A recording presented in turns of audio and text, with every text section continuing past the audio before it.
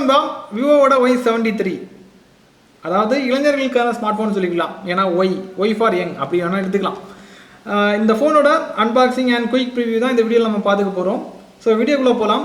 இதை ஒரு 15 நாள் பயன்படுத்தினதுக்கப்புறமா இதோட ஃபுல் ரிவ்யூ உங்களுக்கு அப்லோட் பண்ணுறேன். இப்போ இந்த ஃபோன் எந்த மாதிரி இருக்குங்கிறத பாருங்கள். பார்த்ததுக்கப்புறம் உங்களுக்கு பிடித்தமாக இருந்துச்சுன்னா நோட் பண்ணி வச்சுக்கோங்க. 15 நாளுக்கு அப்புறம் இதோட ரிசல்ட்டை நான் உங்களுக்கு ஷேர் பண்ணுறேன். ஸோ இந்த வீடியோக்குள்ளே போகலாம்.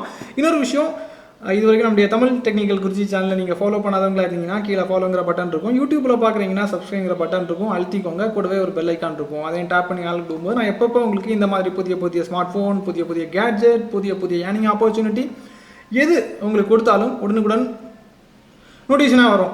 இனி வீடியோக்குள்ளே போகலாம் நண்பா.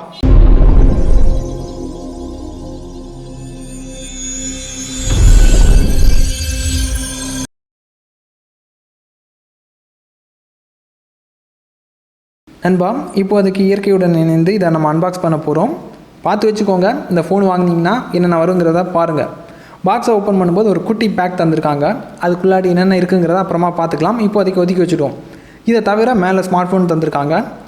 ஸ்மார்ட் ஃபோனை எடுத்து ஃபீல் பண்ணி பார்க்கும்போது ஸ்லிம்மான ஒரு ஃபோன் மாதிரி தான் தோணுது. இன்னும் கிளியராக அப்புறமா காமிக்கிறேன். இதையும் ஒதுக்கி வச்சுட்டோம்.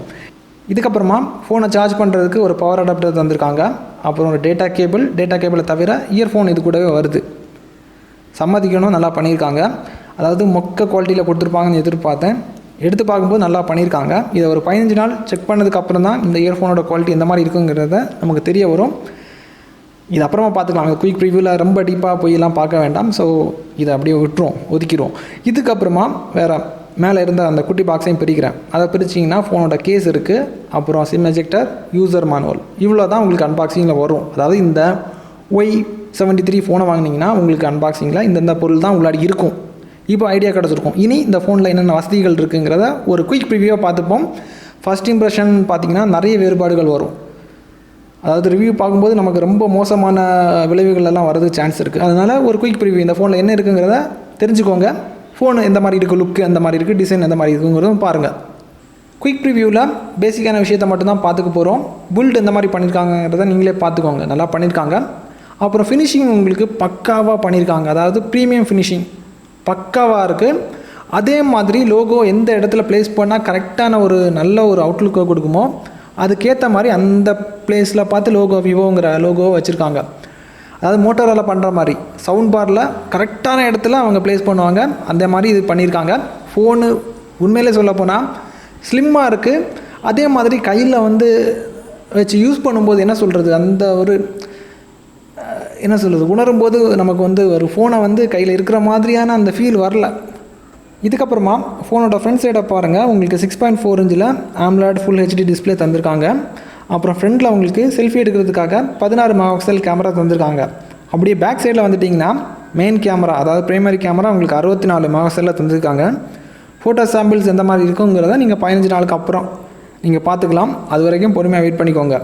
அதுக்கப்புறம் பொக்கேக்கு 2 மெகாபிக்சல், மேக்ரோவுக்கு 2, இப்படி பேக் சைடில் 3 கேமரா இருக்குது. அப்புறம் ரேம்னு பார்த்தீங்கன்னா இதில் 8GB ரேம் தந்திருக்காங்க. இதில் இன்னொரு டெக்னாலஜி பயன்படுத்தியிருக்காங்க.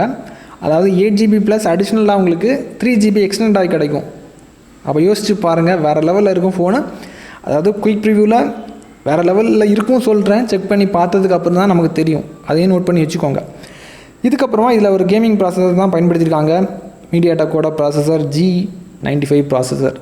எப்படி இருக்குங்கிறத விட்டு நான் பார்க்குறேன். ஸ்டுடியோவில் கனெக்ட் பண்ணி பார்க்குறேன். அதுக்கப்புறம் 4000 mAh பேட்டரி தந்திருக்காங்க. ஓஎஸ்ன்னு பார்த்தீங்கன்னா கஸ்டம் OS தான். ஃபன்டச் OS 11.1 லோட் பண்ணியிருக்காங்க. அதாவது கூகுள்கிட்ட இருந்து வாங்கினதுக்கப்புறமா இவங்களுக்கு ஏற்ற மாதிரி கஸ்டமைஸ் பண்ணியிருப்பாங்க. அதாவது ஐகான் லேஅவுட் எல்லாமே பார்க்கும்போது ஓரளவுக்கு திருப்திகரமாக இருக்குது. இன்னும் ஆழமாக போய் பார்க்கும்போது தான் உண்மையான விஷயங்கள் நமக்கு தெரிய வரும். ஸோ அது வரைக்கும் நீங்கள் பொறுமையாக வெயிட் பண்ணியே தான் ஆகணும். இதுக்கப்புறமா இதில் கேமிங்காக ஸ்பெஷலாக நிறைய ஆப்ஷன் இருந்த மாதிரி தெரியுது. அதுவும் செக் பண்ணி பார்த்ததுக்கப்புறம் தான் நமக்கு தெரியும். ஓவரலாக இந்த ஃபோனில் என்னென்ன விஷயங்கள் இருக்குங்கிறத ஒரு குயிக் ப்ரிவியூவாக நீங்கள் பார்த்துருப்பீங்க. ஃபோனு பார்க்குறதுக்கு உண்மையிலே ரொம்ப ஸ்லிம்மாக இருக்குது. ப்ரீமியம் ஃபினிஷிங் நல்லா, வெளியே இருந்து ஒருத்தவங்க பார்க்கும்போது ஃபோனோட அவுட்லுக் நல்லாயிருக்கு. அது சிலர் லுக்குக்காக வாங்குவாங்க. கேமராக்காக வாங்குறதுல ஒரு கூட்டம் இருக்கும், இல்லை கேமிங்காக வாங்குறதுல ஒரு கூட்டம் இருக்கும். ஸோ யாருக்கு இது பொருந்துங்கிறத 15 நாளுக்கு அப்புறமா நான் உங்களுக்கு ரிசல்ட்டை ஷேர் பண்ணுறேன். அது வரைக்கும் நீங்கள் பொறுமையாக வெயிட் பண்ணிக்கோங்க. ஸோ ஐயோ, இது வேறு வந்து நம்ம கஷ்டப்படுத்துது பேடிஎம் நோட்டிஃபிகேஷன்.